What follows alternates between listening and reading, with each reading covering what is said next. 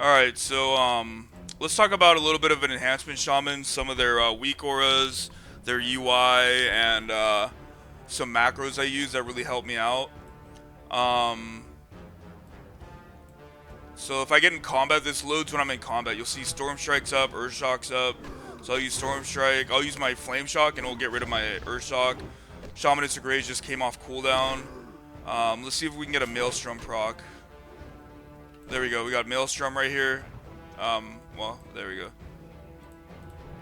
But these all pop up when I'm in combat except Shamanistic Rage. And when I use like Water Shield, you'll see that this pops up out of combat too, because these are both like mana management. If I use Mana Shield, it'll go away, you know? But let's go back to Lava Bursts. So those are pretty much the weak auras. I'll put them in the description. And if you don't like these outside of combat, you just go to your weak aura and you go to like Shamanistic Rage, for example, go to load, and then right here where it says in combat, that'll now go away, you know. I like to have it outside of combat for mana management.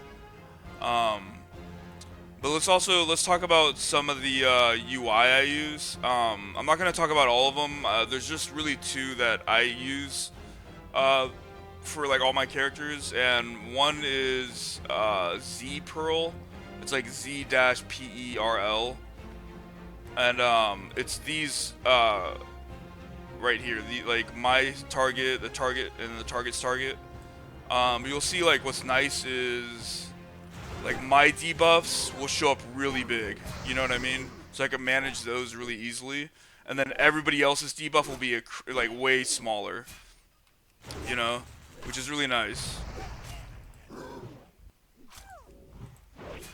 There's the Maelstrom proc. Alright. So that's what I use for myself, and then what I do is I go into the add-on and I turn off party and raid.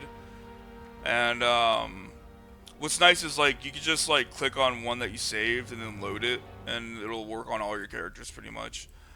But I turn off that and I use VuhDo. I think it's spelled VuhDo. And that's for my party and raid UI. And what's nice about it is you can see like if somebody's poisoned, it'll turn green. Their icon will turn green, and I could just use my cure poison on them, or it'll turn brown for cure disease. For like magic, it'll do like light blue, and curse it'll do purple, but those won't show up because I can't decurse or dispel magic. So if I was a priest, that would show up, but the green and the disease wouldn't show up for a priest, you know. And some of the things I do is I go into spells, and I just make these target and target. They want you to like, it'll by default have your clicker mouse do a spell and your right clicker do a spell, middle, you know, etc., etc. I just do target, target, and I'll show you how I do my mouse over macros in a second. Another thing is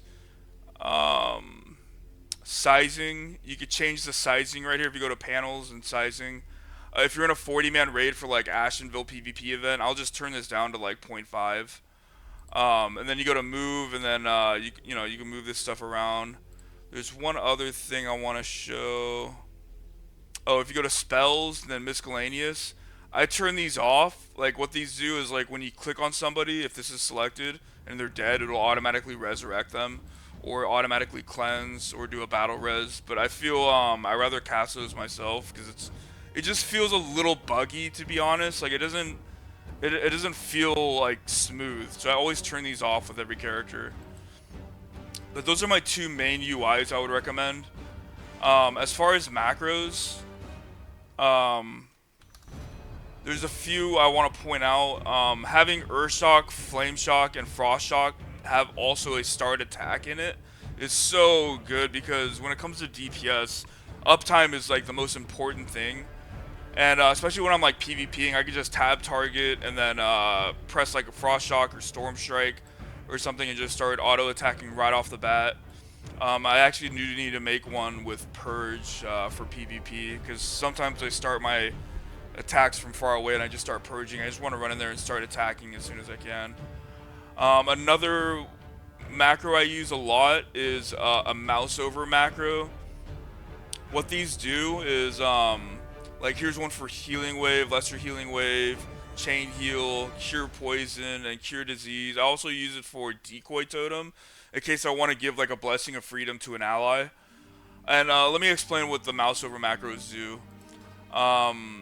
Like let's say I have a full party here. If my mouse is like hovering over, I don't have them selected, right? It's just hovering over that target. It'll heal that person. I don't have to click on them and then heal them. It just, as long as like my mouse is over that macro. This works for 3D models as well. Like let's say this is an ally and my mouse is just like hovering on them, it'll heal that person. That's the second priority. And then third priority, if nothing is well, that's first priority is mouse over. Second priority is if you have a target, it'll heal that target. Third priority is if nothing is selected and you're not mouse over anybody, it'll do yourself. So what it does is any mouse over that you're hovering on UI or 3D model, it'll heal that person first. Any target you have selected, it'll heal that person second, and nothing selected, no mouse over, it'll heal that person third. And I feel this is more for like resto spec, but I do it for any healing or dispel on any character. Really, it's really a good quality of life. And ever since I switched to it, I've never gone back to anything else. And also, I do have the war totem, but you'll notice I'm using dual wield. If you look at the simulator, dual wield is kind of outperforming it. You know, it's like 561 DPS with this is with my gear on. But if I use the war totem, it goes down to like 500. You know, so it's like 60 something DPS less to do two-hander right now. And I believe they did just buff dual wield a lot. You can look up the patch notes if you want. Right here it says your offhand now provides 50% bonus damage to your offhand weapon swings. Lava Lash now does 50% increased damage with Flame Tongue, which is still not as good as Rock Biter in my opinion. I have a fast offhand, and my Rock Biter is actually outperforming Lava Lash with Flame Tongue. And Lava Lash I think does outperform Lava Burst, but you have to have a really good slow offhand for that to work. And Maelstrom Weapon now does 50% higher chance of proc when you have a Wind Fury in your main hand. So dual wield did get buffed pretty well, you know. And what I'm doing is Wind Fury with Rock Biter on my offhand. But yeah, that's what I got for you guys. I'll link everything in the description. If you need to, here, let me show you how to install really quick. So once you're at my page, let's say you want like water shield, it just says shield. You go to you click on it, then you hit copy import string, and then you go to your WeakAuras, hit import, and just paste it. That's it. That's all you got to do. For some of them, it'll say this is for a different expansion, because I just took my Maelstrom from like Wrath of the Lich King, and I think my Shamanistic Rage too. I'm not sure. But it still works in here, so just ignore that. Alright, but that's everything I got for you. I hope you guys like it, you know. If you have any questions, just put it in the comments. I do check these a lot, so I'll answer whatever I can for you. And that update, I don't know if it's effective now or if that's later. And I don't know if the Sims is picking up that that update on the dual wield yet. But it does look like dual wield is kind of the way to go right now. Even with like a better two-hander, I think dual wield is just outperforming. Alright, thank you guys very much.